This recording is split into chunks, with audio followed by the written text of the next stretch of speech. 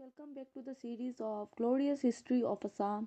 Today we will learn about the three main points, that is periodization of Assam history, sources of ancient Assam history, and origins of Assam's name. Periodization of Assam's history.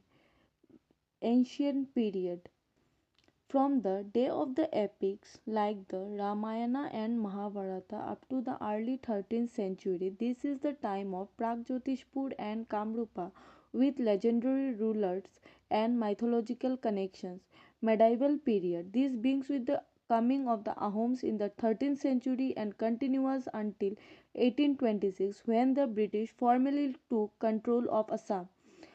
Modern period starting from 1826 with the beginning of British rule and continuing until India's independence in 1947. Each of these phases make a significant transformation in Assam politics, culture and society. Sources of ancient Assam's history. Historians have pieced together our history using four main sources: archaeology, epigraphy, literature, foreign accounts. Archaeology, through excavations and findings like architectural remains, fortifications, sculpture, and icons. For example, door frames at Dehopahar Bhatia and the remains of the Sun Temple in the Tejpur give us clues about early civilization and art in Assam. Epigraphy. These are among the most important sources: inscriptions carved on metal, plates, rocks, and pillars. They reveal valuable details about kings, land grants, administration, and the social and political system of ancient times. Literature. Ancient texts like Ramayana, Mahabharata, Purans, Arthashastra, and Harshacharita mention Kamrupa and its rulers. These literary references help us connect mythology with recorded history. Foreign accounts. And then we have the writings of foreign travelers. The most famous among them is Huan a Chinese pilgrim who visited Kamrupa during the rule of Bhaskar Barman in the 7th century CE. His detailed records give us a rare glimpse into ancient Assam's political and cultural life. Now comes one of the most fantastic part, the origin of the names associated with our land, Pragjotishpur, Kamrupa, and Assam. Pragjotishpur, before the Ahoms came, this was one of the earliest known names of Assam.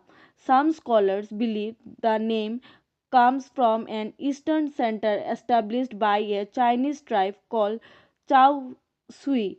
Others explain it is a Sanskrit combination. Prag means east or former, and Jyotisha means astrology or star. So Pragjotishpur means the city of eastern astrology. The Kalika Puran supports this, stating that Lord Brahma made the first calculation of star here. Next, next come Kamrupa, another ancient name. According to legend, after Lord Shiva burned Kamdeva, the god of love, with his third eye, Kamdeva regained his form or Rupa here. Hence the name Kamrupa. It is also linked with the cult of the mother goddess Kamaikha, whose shrine in Guwahati remains one of the India's most sacred Shakti Pithas. Finally, we come to the name Assam or Ahom, a name that emerged with the arrival of the Ahoms in the 13th century.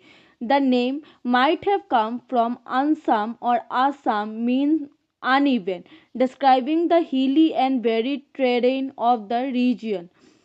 Thai orange, others believe it come from the Thai word Assam or Ahom, meaning undefeated or invincible. The Ahoms were known for their strength, reliance, and for being undefeated for centuries, perfectly fitting the meaning.